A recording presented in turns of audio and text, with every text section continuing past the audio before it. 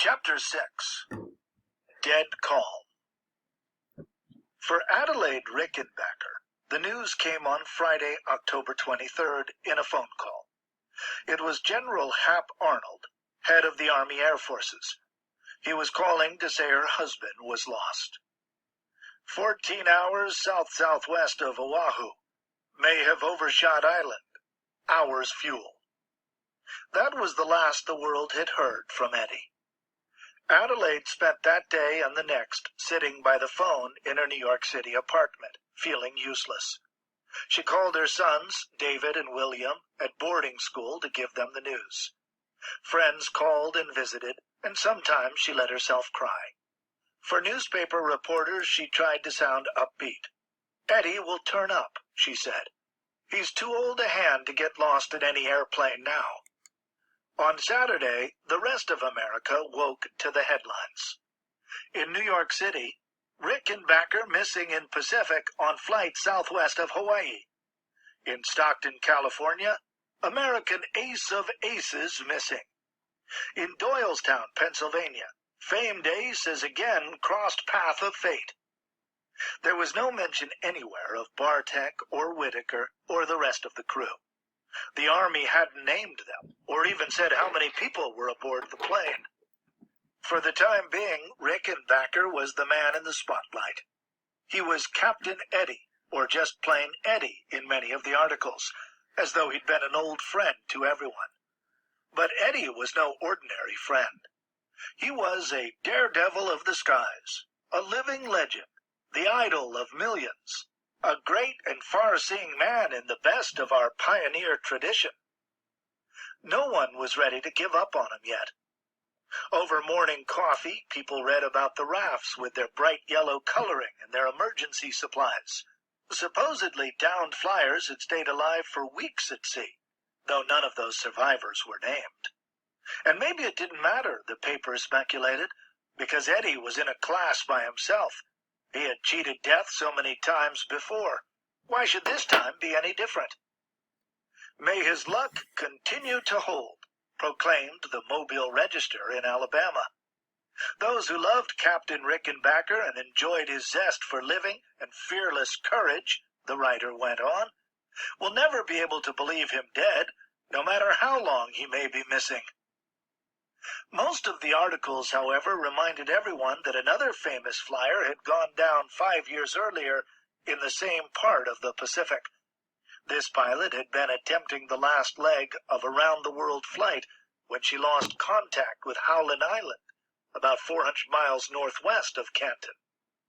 "We must be on you, but cannot see you, but gas is running low," was one of her final radio transmissions. Her name was Amelia Earhart, and she was never heard from again. Back at sea, the third day dawned in a dead calm. The ocean flattened into a gleaming mirror, broken only by the occasional shark fin. In a way, the change came as a relief. The 12-foot swells had turned the last 2 days into constant turmoil, salt spray flying and rafts banging into one another. The crazy ride made it impossible for the men to get their bearings on the world. Climb to the crest of a wave, and you commanded the entire ocean. Drop into a trough, and you couldn't see the next raft on the end of a 20-foot tether. Now water stretched on all sides to the horizon, where it blended with the blue of the sky. Beautiful. Restful. But it was getting them no closer to land. Cherry's T-shirt was a poor excuse for a sail in a stiff breeze. With no wind at all, it was useless. Rowing was exhausting and didn't seem to get them anywhere. At this rate, they wouldn't make 5 miles a day. Fiji was nothing but a prayer. As the sun climbed and the mist evaporated, the men fought off the heat however they could. Rickenbacker passed around a few handkerchiefs that he had grabbed from his suitcase before the plane went down. The men tied them around their faces like bandits. No matter what they did, the sun roasted every inch of exposed skin.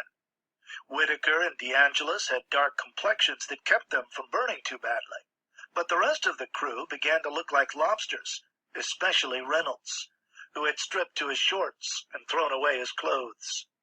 Rickenbacker actually thought he could smell flesh burning.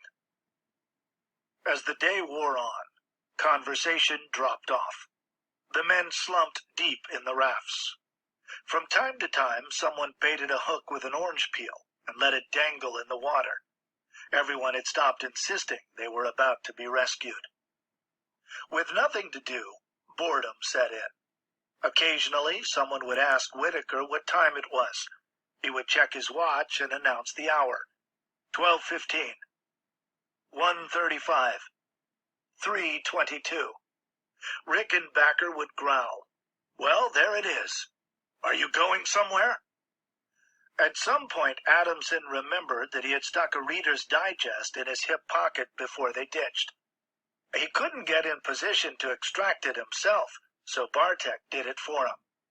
Salt water had turned the entire magazine into a lump of sodden paper, but one article was still readable.